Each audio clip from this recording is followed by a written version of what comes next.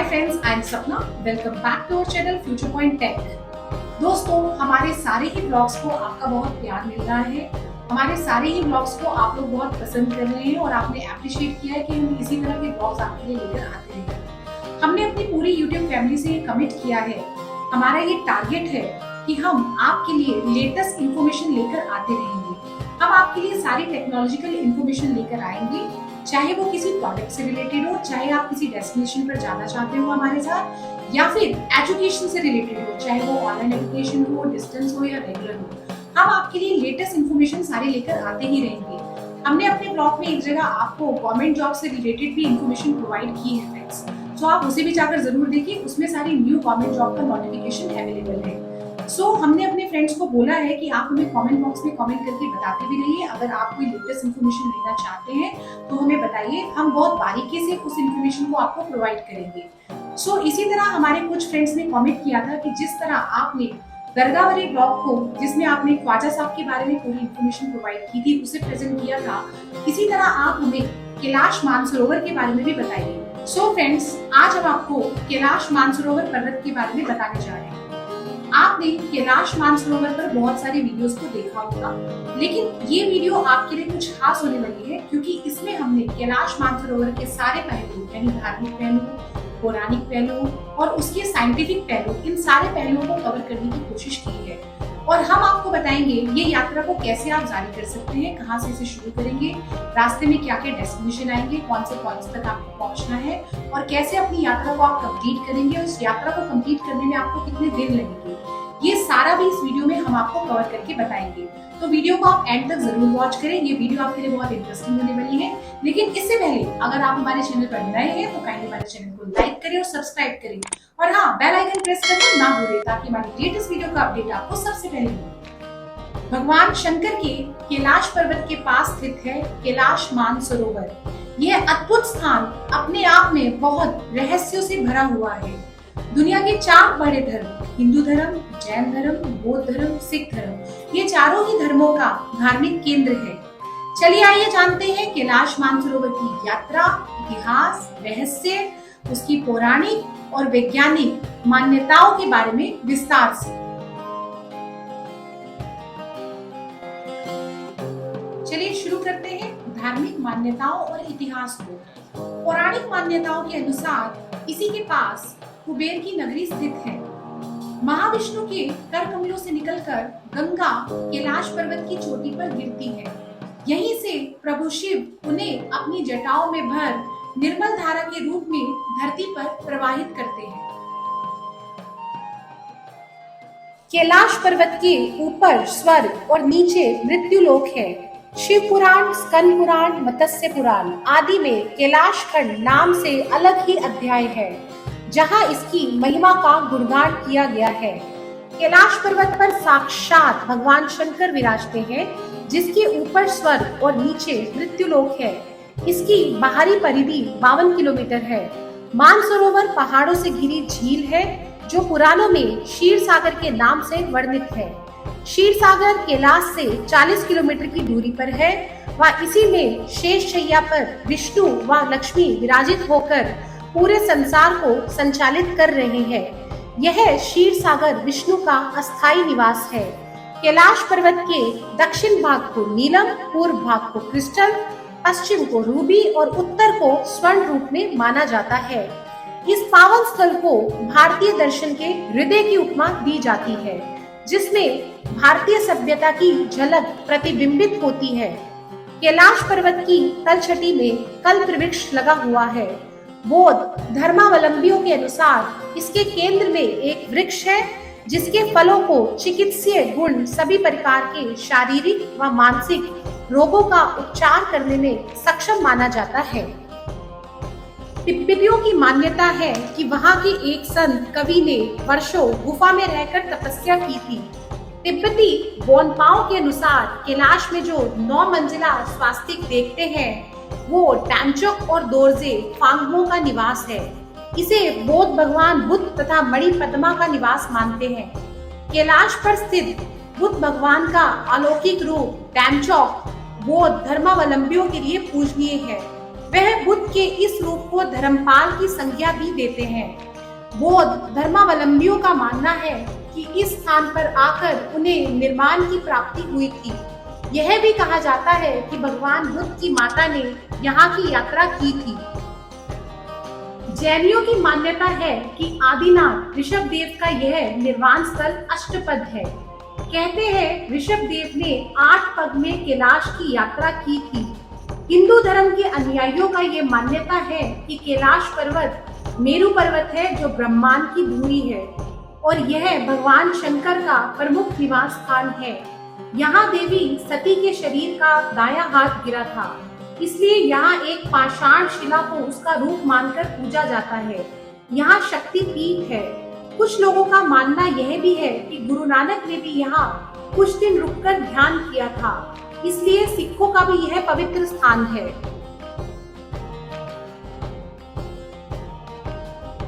चलिए अब जानते हैं वैज्ञानिक पहलुओं को। वैज्ञानिकों के अनुसार ये स्थान धरती का केंद्र है। धरती की एक ओर उत्तरी ध्रुव है और दूसरी ओर दक्षिणी ध्रुव है और इसके बीचों बीच हिमालय स्थित है। हिमालय का केंद्र है कैलाश और मानसरोवर। वैज्ञानिकों के अनुसार भारतीय उपमहाद्वीप के चारों ओर पहले समुद्र था। ग्लेशियर के टकराने से हिमालय का निर्माण हुआ और ये घटना अनुमानित 10 करोड़ वर्ष पहले घटित हुई थी।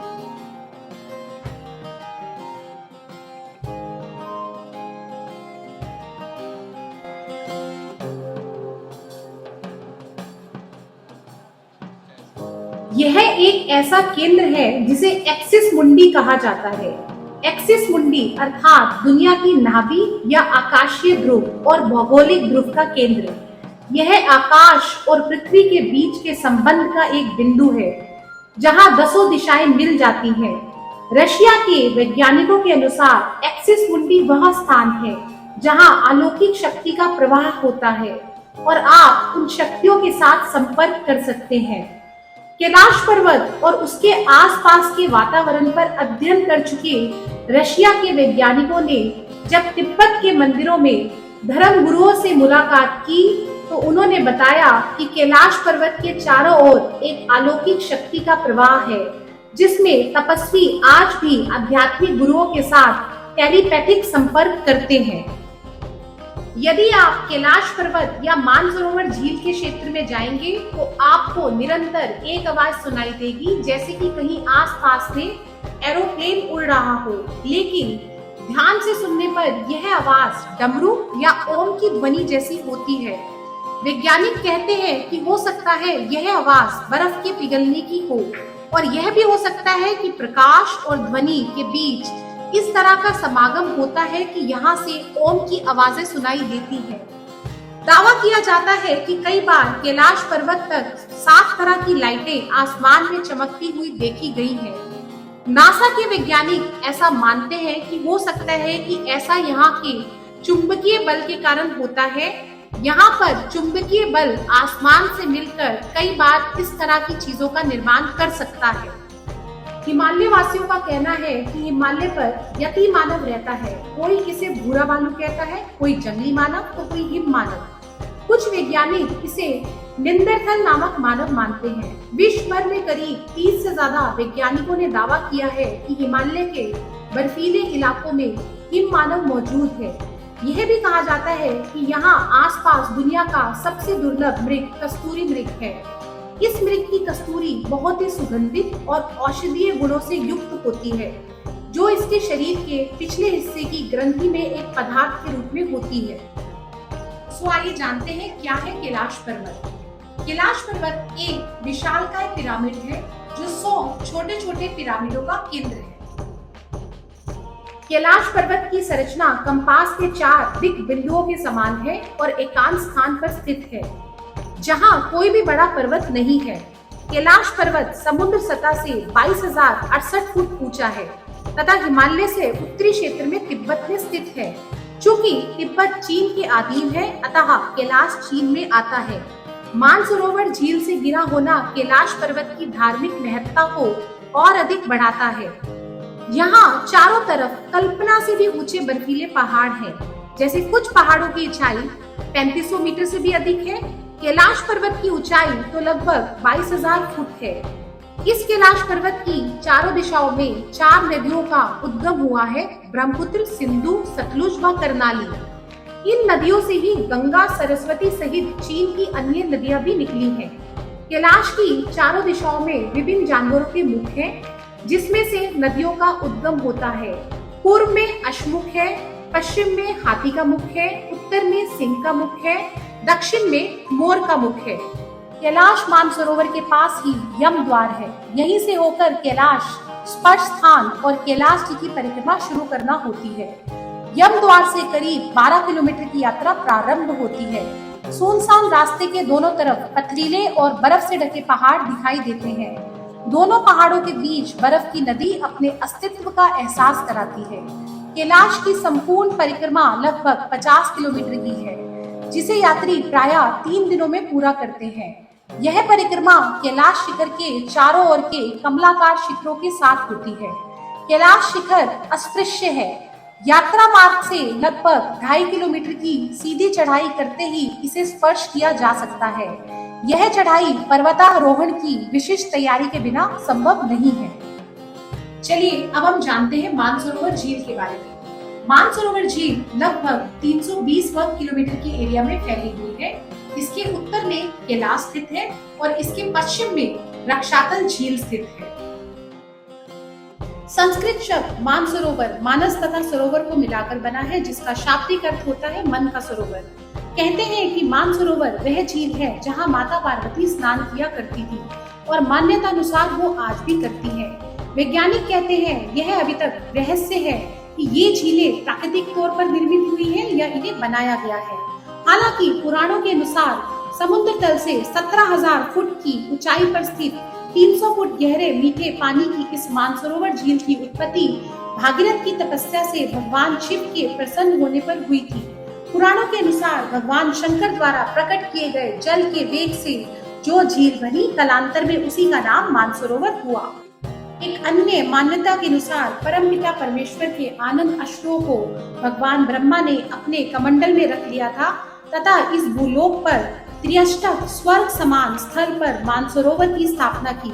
शाक्त ग्रंथ के अनुसार देवी सती का दाया हाथ इसी स्थान पर गिरा था, जिससे यह झील तैयार हुई। इसलिए यहाँ एक पाषाण शिला को उसका रूप मानकर पूजा जाता है। इसीलिए इसे 51 शक्ति पीठों में ही माना गया है। मान्यता है कि कोई व्यक्ति मानसरोवर में एक बार डुबकी लगा ले तो वह रुद्रलोक पहुंच सकता है। मानसरोवर पहाड़ों से घिरी झील है, जिसे पूर्णाकर क्षीर सागर कहते हैं। ऐसा माना जाता है कि महाराज मानधाता ने मानसरोवर झील की खोज की और कई वर्षों तक इसके किनारे तपस्या की थी, जो इन पर्वतों की तलछटी में स्थित है। यहाँ 2 सरोवर मुख्य हैं। पहला मानसरोवर, जो दुनिया की शुद्ध पानी की उच्चतम झीलों में से एक है और जिसका आकार सूर्य के समान है। दूसरा, यहाँ पर लगभग 225 वर्ग किलोमीटर क्षेत्र, 84 किलोमीटर परिधि तथा 150 फुट गहरी राक्षस नामक झील, जो दुनिया की खारे पानी की उच्चतम झीलों में से एक है और जिसका आकार चंद्र के समान है। ये दोनों झीलें सौर और चंद्र बल को प्रदर्शित करती हैं, जिसका संबंध सकारात्मक और नकारात्मक ऊर्जा से है। जब दक्षिण से देखते हैं तो एक स्वास्तिक चिन्ह वास्तव में देखा जा सकता है। इन 2 सरोवरों के उत्तर में कैलाश पर्वत है, जिसके दक्षिण में गुरला पर्वतमाला और गुरला शिखर है। मानसरोवर के कारण कुमाऊं की धरती पुराणों में उत्तराखंड के नाम से जानी जाती है। यात्रा पर जाने के लिए क्या करें? यह यात्रा उत्तराखंड, हिमाचल, सिक्किम और नेपाल के काठमांडू से प्रारंभ होती है। इसमें सिक्किम के नाथुला दर्रे से की गई यात्रा को सबसे सुरक्षित यात्रा माना जाता है। यदि आप यात्रा पर जाने का मन बना रहे हैं तो खुद को 75 किलोमीटर पैदल चलने के लिए तैयार कीजिए। खुद को पहाड़ों पर चढ़ने के लिए तैयार कीजिए। इसके लिए आपके शरीर में बहुत जान होनी चाहिए। आपका शरीर परिपक्व होना चाहिए सब तरह के वातावरण को झेलने के लिए। आपका शरीर सक्षम होना चाहिए हर तरह की थकान को झेलने के लिए। अगर आप अपनी यात्रा को नाथुला दर्रा से प्रारंभ कर रहे हैं तो इसके बाद आपकी पैदल यात्रा केवल 10 से 15 किलोमीटर की ही रह जाती है। यहाँ पर ऑक्सीजन की मात्रा बहुत कम पाई जाती है, सो अक्सर लोगों में सर दर्द या फिर सांस लेने में तकलीफ की समस्या प्रारंभ हो जाती है। तो आप अपने साथ ऑक्सीजन सिलेंडर को जरूर रखें। यहाँ का तापमान 0 से -2 डिग्री सेंटीग्रेड तक भी चला जाता है। आप अपने साथ मुंह से बजाने वाली सीटी को भी जरूर रखें, ताकि अगर आपकी सांस ऊपर नीचे होने लगे तो आप सीटी बजाकर अपनी सांस को कंट्रोल कर सकते हैं। आवश्यक सामग्री में आप अपने साथ गर्म कपड़ों को जरूर रखें और आप अपनी शारीरिक क्षमता के अनुसार घोड़े या तो पिट्ठू को किराए पर भी ले सकते हैं। यह यात्रा भारत और चीन के विदेश मंत्रालयों द्वारा आयोजित की जाती है। इधर इस सीमा का संचालन भारतीय सीमा तथा कुमाऊं मंडल विकास निगम द्वारा किया जाता है, जबकि तिब्बती क्षेत्र में चीन की पर्यटक एजेंसी इस यात्रा की व्यवस्था करती है। अंतर्राष्ट्रीय नेपाल तिब्बत चीन से लगे उत्तराखंड के सीमावर्ती पिथौरागढ़ के धारचूला से कैलाश मानसरोवर की तरफ जाने वाले दुर्गम व 75 किलोमीटर पैदल मार्ग के अत्यधिक खतरनाक होने के कारण यह यात्रा बहुत कठिन होती है। लगभग 1 माह चलने वाली इस पवित्र यात्रा में काफी दुरूह मार्ग भी आते हैं। अक्टूबर से अप्रैल तक इस क्षेत्र के सरोवर व पर्वतमालाएं दोनों ही हिम आच्छादित रहते हैं। सरोवरों का पानी जमकर ठोस रूप धारण किए रहता है। जून से इस क्षेत्र के तापमान में थोड़ी वृद्धि शुरू होती है। नेपाल के रास्ते यहाँ तक पहुँचने में करीब 28 से 30 दिन का समय लगता है। अर्थात यह यात्रा यदि कोई व्यवधान नहीं हुआ तो घर से लेकर पुणे घर तक पहुँचने में कम से कम 45 दिनों की होती है। नाथुला दर्रा से जाने के लिए आप सीधे सिक्किम पहुंचकर भी यात्रा शुरू कर सकते हैं। कैलाश मानसरोवर यात्रा के लिए नाथुला दर्रा भारत और तिब्बत के बीच एक बड़ा आवाजाही का गलियारा था, जिसे 1962 के युद्ध के बाद बंद कर दिया गया था, लेकिन मोदी सरकार के प्रयासों से यह पुनः खोल दिया गया है। फिलहाल डोकलाम विवाद के बाद यह रास्ता पुनः बंद कर दिया गया है।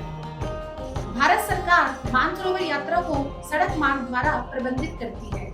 आप वायु मार्ग के द्वारा भी जा सकते हैं। वायु मार्ग से सबसे पहले आपको काठमांडू तक जाना है। काठमांडू से सड़क मार्ग के द्वारा आप मानसरोवर झील तक जा सकते हैं। कैलाश मानसरोवर की यात्रा को हेलीकॉप्टर के द्वारा भी किया जा सकता है। आपको काठमांडू से नेपालगंज तक जाना है, नेपालगंज से सिमिकोट तक जाना है और सिमिकोट से हिल्सा तक आपको हेलीकॉप्टर की सुविधा मिल जाती है। मानसरोवर की यात्रा के लिए लैंड क्रूजर का भी प्रयोग किया जा सकता है। काठमांडू से लहासा तक जाने के लिए चाइना की वायु एयरबेस सेवा भी उपलब्ध है। आप किसी भी मार्ग से जाएं, पैदल यात्रा तो आपको करनी ही होगी। सो दोस्तों, ये थी पूरी जानकारी कैलाश मानसरोवर यात्रा की। हमने पूरी कोशिश की है कि हम आपको सारे पहलुओं को बारीकी से बता पाए, ताकि जब भी आप यात्रा करने का प्रोग्राम बनाएं तो इस वीडियो को देखकर आपको आसानी हो जाए कि आपको किन किन पॉइंट्स को माइंड में रखना है। अगर आपको ये वीडियो अच्छी लगती हो तो इसे लाइक कर दीजिए, ज्यादा से ज्यादा इसे शेयर कीजिए, ताकि बाकी लोग भी इसका बेनिफिट उठा सके। और हाँ, कमेंट बॉक्स में हमें कमेंट करना ना भूलें कि आपको ये वीडियो कैसी लगी और नेक्स्ट वीडियो आप किस टॉपिक पर चाहते हैं। Till then, do take very good care of yourself.